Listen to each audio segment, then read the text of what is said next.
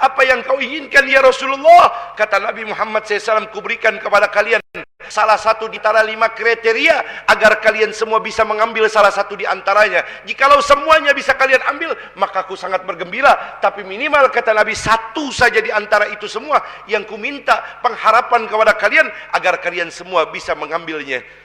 Apa kata Nabi? Keinginan Nabi Muhammad SAW sama seperti keinginan kita ingin mendapatkan syafaat Nabi. Nabi pun punya keinginan agar kita mendapatkan syafaat Nabi adalah menjalankan 5 perkara ini. Salah satu di antaranya semoga bisa kita raih. Yang pertama, kun aliman. Jadilah kalian semua kata Nabi Muhammad seorang yang alim. Orang alim itu seperti apa? Orang alim itu adalah orang yang senantiasa bermanfaat dimanapun keberadaannya berada. Dari satu kampung ke kampung lain, dari satu gang ke gang lain, dari satu desa ke desa lain, dari satu kota ke kota lain, dari satu negara ke negara lain. Dia selalu menjadi orang yang bermanfaat dan senantiasa memberikan manfaat kepada banyak umat Nabi Muhammad SAW. Sahabat bertanya, ya Rasul, jikalau kami tidak bisa menjadi seorang alim ulama, bagaimana ya Rasul? Kata Nabi, maka jadilah yang kedua, au muta'alliman.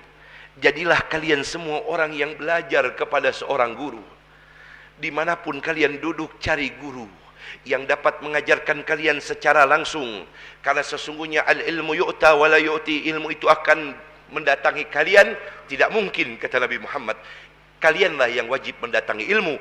Duduklah kalian bersama ulama, kumpullah kalian bersama orang-orang soleh, langsung belajar kepada seorang guru. Karena sesungguhnya kata Nabi, belajar yang sesungguhnya bukan hanya mendengar. Belajar sesungguhnya bukan cuma melihat dari media sosial, Facebook dan lain sebagainya. Tapi belajar yang sesungguhnya adalah mawajjah, ijlis, mawajjah wassalim.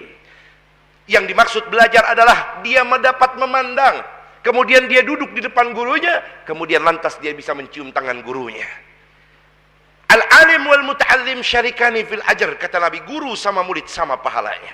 Kalau anda dekat dengan guru, cinta dengan guru, di mana guru kalian dimatikan dalam keadaan husnul khatimah, Nabi Muhammad berjanji, maka muridnya yang paling cinta dengan gurunya juga akan dimatikan dalam keadaan husnul khatimah. Al-alim wal muta'allim syarikani fil ajr. Guru dan murid sama pahalanya, kata Nabi Muhammad. Kalau gurunya dipanjangkan umurnya, dimurahkan rezekinya, disehatkan badannya, Allah lihat lagi mana muridnya yang selama hidup di dunia sering membantu gurunya, sering menyenangkan hati gurunya, sering menjadi orang yang ikhlas ketika duduk bersama gurunya, maka muridnya itu juga sama, kata Nabi Muhammad SAW, akan dipanjangkan umurnya, dimurahkan rezekinya, disehatkan badannya berkat apa yang dilakukan kepada gurunya. Subhanallah. Sahabat bertanya lagi, ya Rasul, kalau kami belum bisa menjadi orang yang belajar sama orang yang alim, seorang guru, bagaimana ya Rasul? Kata Nabi, maka ambillah kriteria yang ketiga. Apa itu?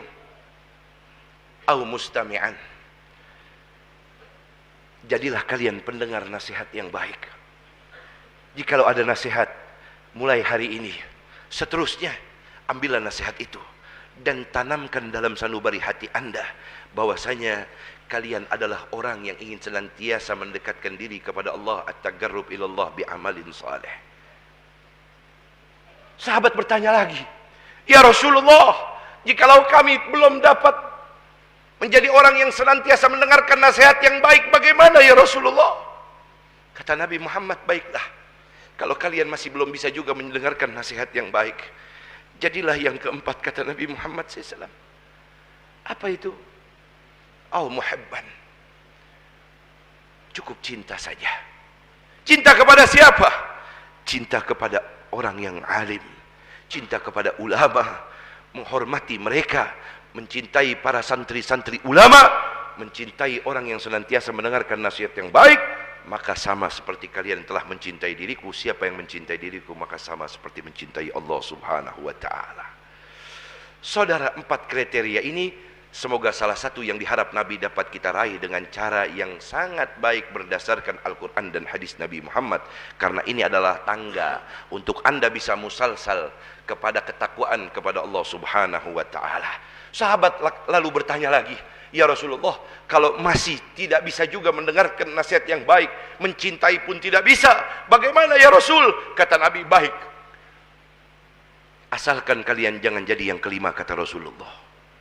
Kalau tidak bisa jadi ulama, tidak bisa mendengarkan nasihat yang baik, tidak bisa menjadi orang yang belajar sama ulama, tidak bisa mencintai pun mereka. Kata Nabi, baik, ya sudah, ku minta kepada kalian asalkan jangan jadi yang kelima, wala takun khamisan. Apa kata Rasul? Benci kepada ulama, benci kepada seorang alim, benci kepada seorang yang saleh, benci kepada masjid, benci kepada majlis, benci kepada musalla, benci kepada kebaikan, maka sama kalian seperti membenciku. Wa haraballahu alaik, maka Allah akan menyatakan perang siapapun yang membenci ulama-ulamaku, kata Nabi Muhammad, membenci rumah-rumah Allah, membenci majlis-majlisku, kata Nabi Muhammad, haraballahu alaik, maka Allah akan nyatakan perang terhadap mereka. Waliyadzubillah min dzalik. Ini adalah tangga di mana kita semua bisa menjadi orang yang bertakwa. Tanpa ini, saudara, tidak mungkin seorang bisa bertakwa kepada Allah Subhanahu wa ta'ala. Hadirin jamaah sidang Jumat Masjid Al-Huri yang dirahmati dan dimuliakan oleh Allah. Lalu Nabi mengingatkan lagi cara sifat orang yang bertakwa adalah wal ridha bil galil. Orang yang bertakwa itu orang yang selalu ridha dan ikhlas atas apapun yang Allah berikan. Di balik sedikit ada keberkahan. Di balik kekurangan ternyata lebih banyak keberkahannya.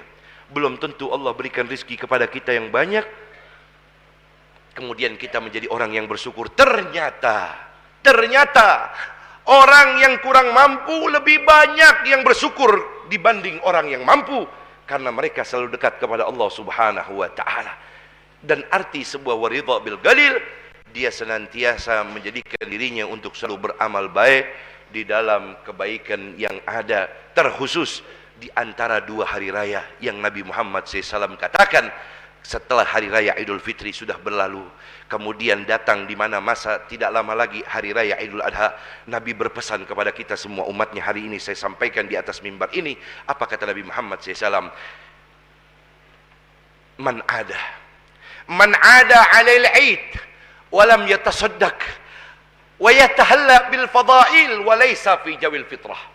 Kata Nabi Muhammad SAW, barang siapa orang yang sudah berjumpa dengan hari raya Idul Fitri, kemudian berlangsung sampai menuju hari raya Idul Adha, walam yatasaddaq, kata Nabi Muhammad, tapi hidupnya tidak mau berbuat baik, tidak mau menyenangkan hati orang-orang, tidak mau membantu fakir dan miskin maupun yatama, tidak mau memberikan daripada rezekinya untuk mereka orang-orang yang kurang mampu, wa yatahalla bil fadail, dan dia tidak mau berbuat baik dengan menyambung tali silaturahmi sampai berjumpa hari raya Idul Adha, walaysa fi jawil fitrah, maka bagi dirinya tidak ada masa suci, maka bagi dirinya Allah tidak fitrahkan mereka di hari raya Idul Adha sampai dasar di mana mereka dapat menjalani dengan kebaikan tersebut berjumpa dengan hari raya Idul Adha. Subhanallah.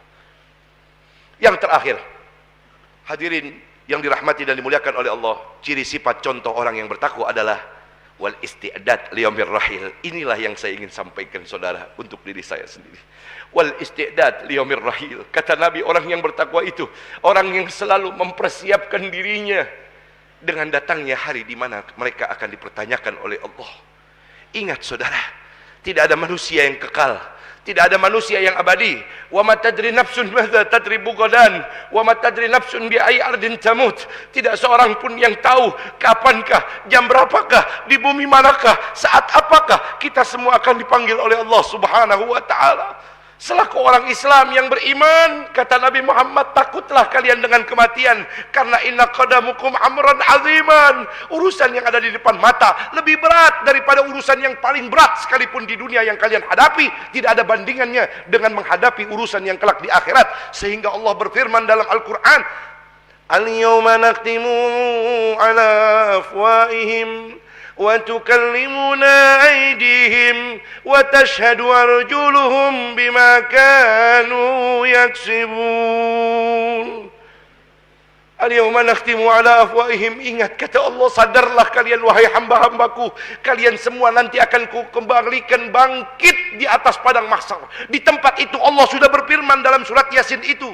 Apa kata Allah? Al-yawma nakhtimu ala afwaihim. Hari di mana kalian semua mulut kalian semua dikunci rapat-rapat oleh Allah. Wa tukallimuna aydihim, di tempat itu tangan kalian yang berbicara di hadapan Allah. Wa tashhadu arjuluhum bima kanu yaksibun, hari di mana mulut dikunci, tangan yang bicara, kaki yang menjadi saksi di hadapan Allah atas apa saja yang sudah kalian perbuat hidup di dunia. Allah akan pertanyakan satu persatu. Jikalau baik keadaan hidup Anda, maka Allah berikan ajrun thayyiban, balasan yang sangat istimewa.